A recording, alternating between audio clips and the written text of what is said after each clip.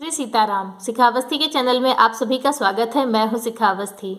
आज हम सभी लोग कार्तिक मास महात्म्य के 26वें और 27वें अध्याय को सुनेंगे। 25वें अध्याय में हम सभी लोगों ने सुना कि किस प्रकार से जलंधर अपने राहु नामक गढ़ को हिमालय पर्वत पर माता पार्वती को लाने के लिए भेजता है। तब भगवान भोलेनाथ का गढ़ पुरुष नाम से जो प्रकट होता है तो वह राहु को मारकर वापस भेज देता है। अब आगे की कथा सुनते हैं कि फिर आगे क्या होता है। कार्तिक मास महात्म्य अध्याय 26। अपने गुरुदेव भगवान गणेश भगवान नारायण भगवान का ध्यान कीजिए और इस पवित्र कथा को सुनिए। राजा पृथु ने कहा कि हे नारद जी, या तो आपने महाप्रभु शंकर की बहुत ही अद्भुत बात बताई है, अतः कृपा करके आप यह भी बतलाइए कि उस समय राहु उस पुरुष से छूटकर कहाँ गया। नारद जी ने कहा, उससे छूटने पर वह मानो बर्बर नाम से विख्यात हो गया और नया जन्म पाकर उसने अपने आप को धन्य माना तथा वह धीरे धीरे जलंधर के पास गया। वहां उसने शंकर जी की चेष्टा कही। उसे सुनकर दैत्यराज को बहुत ही क्रोध आया और उसने सभी दैत्यों को सेना सजाने की आज्ञा दे दी। काल नेमी तथा शुंभ निशुंभ आदि महाबली दैत्य तैयार होने लगे। एक से एक महाबली दैत्य करोड़ों की संख्या में निकलकर युद्ध के लिए तैयार हो गए। महाप्रतापी सिंधुपुत्र शिव जी से युद्ध के लिए निकला। उसके आगे महर्षि शुक्राचार्य और छिन्न सिर राहु हुआ। फिर तो उसी समय जलंधर का मुकुट खिसक कर धरती पर गिर गया। आकाश में मेघ छा गए और बड़े अपशकुन होने लगे। उधर इंद्र आदि सब देवताओं ने एकत्र हो कैलाश पर जाकर शिव जी से जब सारा वृतांत कहा और यह भी कहा कि आपने जलंधर से युद्ध करने के लिए जो भगवान विष्णु को भेजा था वह उसके वशवर्ती हो गए हैं तथा लक्ष्मी सहित जलंधर के अधीन होकर उसके घर में निवास कर रहे हैं। अब देवताओं को भी उसके यहाँ निवास करना पड़ रहा है। अब वह सागर पुत्र आपसे युद्ध करने को आ रहा है, अतः आप उसे मारकर हमारी रक्षा कीजिए। देवताओं से यह सब सुनकर शंकर जी ने भगवान विष्णु से पूछा कि हे ऋषिकेश, युद्ध में आपने जलंधर का संहार क्यों नहीं किया और बैकुंठ को छोड़कर आप उसके घर में कैसे चले गए। तब भगवान विष्णु ने हाथ जोड़कर शिव जी से कहा कि उसे आपका अंशी या लक्ष्मी जी का भाई होने के कारण मैं उसे नहीं मार पाया। वह बड़ा ही वीर और देवताओं से अजेय है। मैं सत्य कहता हूँ, उसे कोई भी नहीं मार सकता है। इस पर मुग्ध होकर मैंने स्वयं उसके घर में रहने का वर दे दिया, इसलिए मैं उसके घर पे रह रहा हूँ। हे सुरवर्य विष्णु, आप यह क्या कहते हैं? उस दैत्य जलंधर को मैं अवश्य मारूंगा। शंकर जी ऐसा कहते हैं, इसमें कुछ भी संदेह नहीं है। अब आप सब देवता जलंधर को मेरे द्वारा ही मरा हुआ जानकर अपने अपने स्थान को चले जाइए। जब शंकर ने ऐसा कहा तब देवता संदेह रहित होकर अपने अपने स्थान को चले गए। ठीक उसी समय पराक्रमी जलंधर अपनी विशाल सेना के साथ कैलाश पर्वत को घेर के सिंहनाद करने लगा। दैत्यों के नाद और कोलाहल से शिवजी क्रुद्ध हो गए। उन्होंने अपने नंदी आदि गढ़ों को उसके साथ युद्ध करने की आज्ञा दे दी। कैलाश पर्वत के पास भीषण युद्ध होने लगा। दैत्यों ने अनेक प्रकार के अस्त्र शस्त्र वर्षा ने शुरू कर दिए। भेरी मृदंग शंख और तीरों तथा हाथी घोड़ों व रथों के शब्द से धरती कांपने लगी। युद्ध में कटकर मरे हुए हाथी घोड़े और पैदलों का पहाड़ सा लग गया, जिससे कि युद्ध भूमि और भी आगमय हो गई। दैत्यों के आचार्य श्री शुक्राचार्य अपनी मृत संजीवनी विद्या से सभी दैत्यों को जिलाने लगे। यह देखकर शिवजी के गढ़ व्याकुल हो गए और उनके पास जाकर सारा वृतांत सुनाया। उसे सुनकर भगवान रुद्र के क्रोध की सीमा नहीं रही। वह अपने भयंकर रूप से सभी दिशाओं को प्रज्वलित करने लगे। फिर तो उस समय उनके मुख से एक बड़ी भयंकर कन्या उत्पन्न हुई, जिसकी दोनों जंघाएं ताल वृक्ष के समान थीं। वह युद्ध भूमि में जाकर सब असुरों का चर्वण करने लगी। युद्ध भूमि में इस तरह विचरते हुए वह शुक्राचार्य जी के पास पहुंची और शीघ्र ही उन्हें अपने उदर में विलुप्त कर लिया। फिर स्वयं भी अंतर ध्यान हो गई। शुक्राचार्य के विलुप्त हो जाने से दैत्यों का मुख मलिन पड़ गया और वह युद्ध छोड़कर भागने लगे।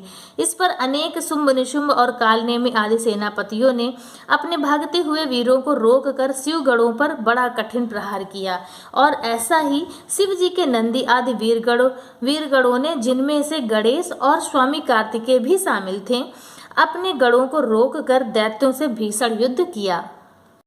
अब रौद्र रूप महाप्रभु शंकर अपने वीर गणों के साथ नंदी पर चढ़कर हंसते हुए युद्ध भूमि में आए। उनको आया देखकर उनके पराजित गण फिर से लौट आए और सिंहनाद करते हुए आयुधों से दैत्यों पर प्रहार करने लगे। भीषण रूपधारी रुद्र को देखकर दैत्य भागने लगे और युद्ध में अपने दैत्यों को पराजित होते देखकर जलंधर हजारों बाण छोड़ता हुआ भगवान शंकर की ओर दौड़ा। उसके शुंभ निशुंभ आदि वीर भी क्रोध से अपने होठों को काटते हुए शंकर जी की ओर दौड़े। इतने में शंकर जी ने जलंधर के सब बाण जालों को काट अपने गढ़ों को निर्भय कर अपने अन्य बाणों की आंधी से दैत्यों को पीड़ित कर दिया। खड़गोरम नामक दैत्य को अपने फरसे से मार डाला और बलाहक का भी सिर काट दिया।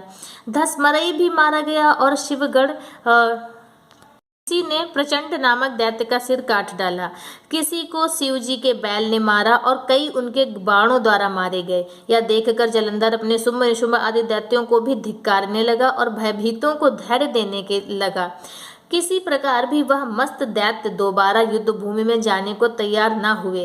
दैत्य सेना ने पलायन शुरू कर दिया। वह महाक्रुद्ध जलंधर शिव जी को अपनी ओर ललकारने लगा। साथ ही उसने 70 बाण मार शिव जी को दग्ध कर दिया तथा और भी बहुत से बाणों को प्रहार किया।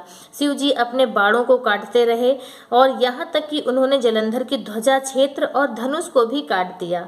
फिर 7 बाण मारकर उसके शरीर में आघात पहुंचाया। धनुष के कट जाने से जलंधर ने प्रचंड बाण मारकर उनकी गदा के टुकड़े कर दिए। तब उसने समझा कि शिव मुझसे बलवान है, अतः उसने गंधर्वी माया उत्पन्न कर दी। अनेक गंधर्व अप्सराओं के गढ़ पैदा हो गए। बीड़ा और मृदंग आदि बाजों के साथ नृत्य व गान होने लगा। इसमें अपने गढ़ों सहित रुद्र भी मोहित हो गए। उन्होंने युद्ध बंद कर दिया। फिर तो काम से मोहित हो जलंधर जल्दी से त्रिनेत्र भगवान शंकर का रूप धारण करके वृषभ पर बैठ पार्वती के पास जा पहुंचा। उधर जब पार्वती ने अपने पति को आता देखा तो अपनी सखियों का साथ छोड़कर और आगे वह उसकी तरफ बढ़ी। जैसे ही माता आगे बढ़ी तो जलंधर कामातुर हो गया। उसके पवन से वह जड़ भी हो गया। गौरी ने उसे दानव समझा। वह अंतर्ध्यान होकर उत्तर की ओर मानस पर चली गई। वहां पार्वती को न देखकर जलंधर फिर शिव जी की ओर लौटा। उधर पार्वती जी ने भगवान विष्णु को बुलाकर दैत्य का वह सभी हाल कह सुनाया और यह प्रश्न किया कि क्या आप यह सब जानते हैं? भगवान विष्णु ने हाथ जोड़कर उत्तर दिया, आपकी कृपा से मुझे सब कुछ ज्ञात है। हे माँ, अब आप आज्ञा दो कि मैं क्या पालन करूं, क्या करूं? जगत माता ने भगवान विष्णु से कहा कि उस दैत्य ने जो मार्ग खोला है उसी का अनुसरण उचित है। मैं तुम्हें आज्ञा देती हूँ कि तुम जाकर उसकी स्त्री का पतिव्रत भ्रष्ट करो और वह दैत्य तभी मरेगा।